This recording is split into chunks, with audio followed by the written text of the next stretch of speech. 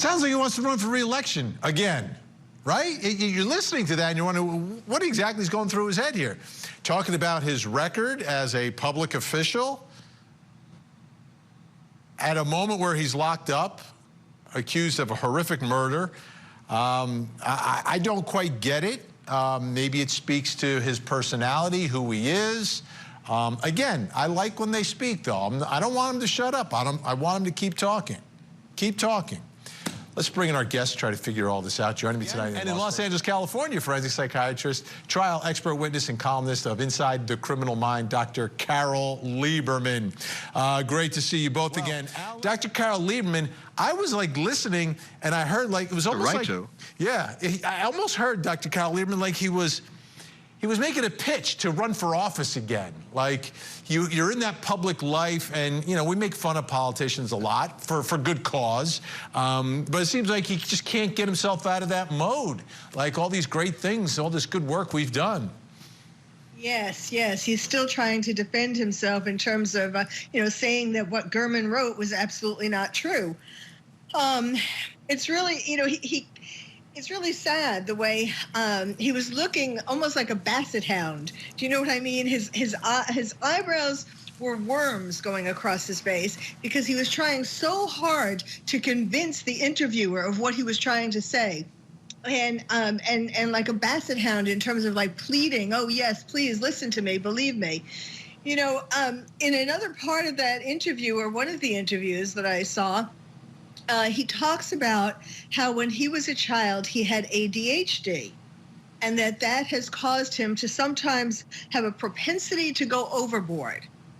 And you know, of course, if he does have or did have ADHD, he might well be taking some kind of medication, you know, like Adderall or something that might well have put him into a manic kind of phase. And then he talked about just like when he was a kid and he overate, when he drank, he would overdrink. It seemed like he was laying the ground perhaps for a psychological defense.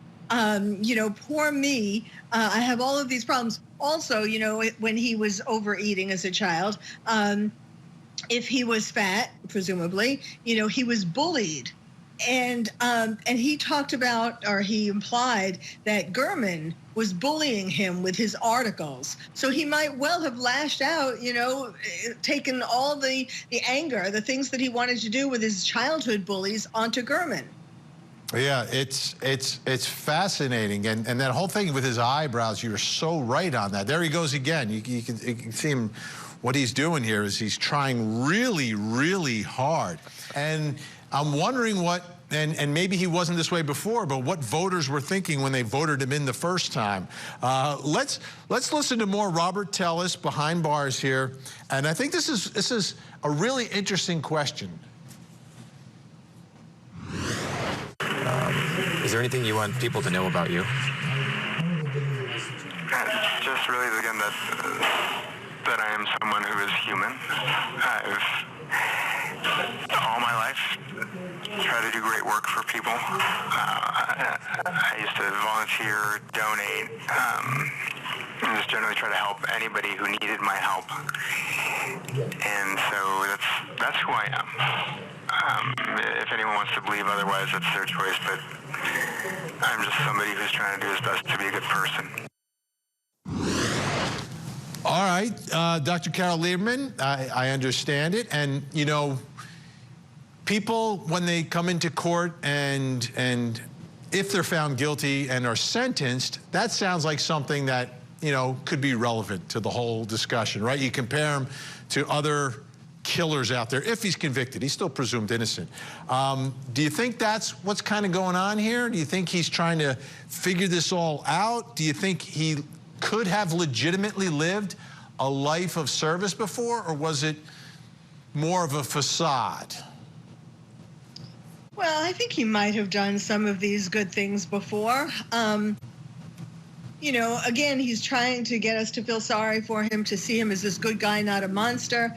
But, you know, what's interesting is he talks about, or well, it has come out that even on his website and so on, he talks about how he did such good work in the office. and that it was just that some people didn't like him, and the old guard didn't like him, and the new guard that he brought in did like him, and the people in his office, this is very strange. Well, he is very strange, and I'm glad, the blackouts is another example of how he is strange, and the self-inflicted injuries is another example. This does all go to a psychiatric defense. But the people in his office who didn't like him followed him to a mall garage on a number of occasions and took videos or photographs of him with one of the women in the office. And they were trying to say, you see, he has favoritism, he is having an affair with this woman, and so on.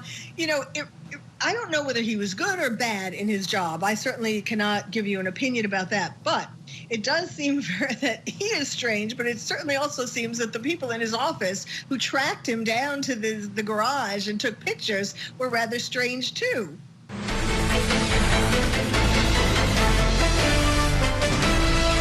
You just want to take me down because I'm a public official. I did not touch anybody. I haven't hurt anybody. I am just being approached, and you guys just want to take me down because I'm a public official. That's it. I'm a public official. I'm sure your supervisors will love to see this bloody damage when they see it. I'm a public official. Yeah, anytime you got an interaction with police and you're like, I'm a public official, it's kind of like saying, do you know who I am? Never want to say that, folks. Never want to say that. It never, ever, ever helps you. Never. Okay. That's Robert Tellis, and that was a prior interaction with law enforcement that he had. Still with me, and forensic psychiatrist, trial expert witness, columnist of Inside the Criminal Mind, Dr. Carole Lieberman. She's in L.A. Dr. Carole Lieberman, I saw you laughing there. I mean, it's just a psychological thing. Someone's arresting you or speaking to you, and they're law enforcement, and you pull the old, I'm a public official, do you know who I am? Not going to end well for you. Yes, it doesn't work for celebrities in L.A. either.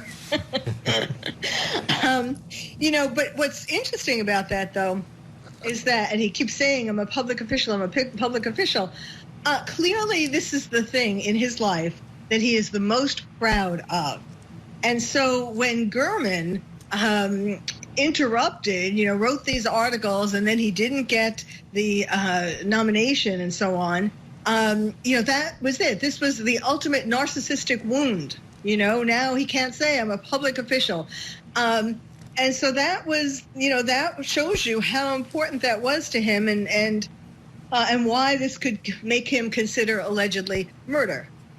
Let's take a listen to more from his behind bars interview that he did. Here he is talking about his drinking and the impact that it has on him. Dr. Carole Lieberman, give us the reality. And let's say, for instance, it maybe is potentially used as some explanation for what happened here. Can someone black out and not have control over what they're doing and not have memory of what they may have done and be as he is in this video that we're watching? Well, there are, blackouts do occur. Some people are more susceptible than others, and it takes some people more alcohol than others to have a blackout. I think, yes, he is trying to, or will be trying to say that, if I killed him, I didn't know, or, use the blackout as an excuse. I don't know if that's going to fly. But it's not so much, I'm not really saying that he would be blacking out from the medication per se, but that the combination of, you're not supposed to combine, if he's on medication, you're not supposed to combine the kind of medication that you would take for ADHD or some other things with alcohol. And that could have, I was saying, maybe made him go into a manic phase, or it's hard to say what, it would depend what medication, how much alcohol, and so on. But yes, it certainly could have an effect. I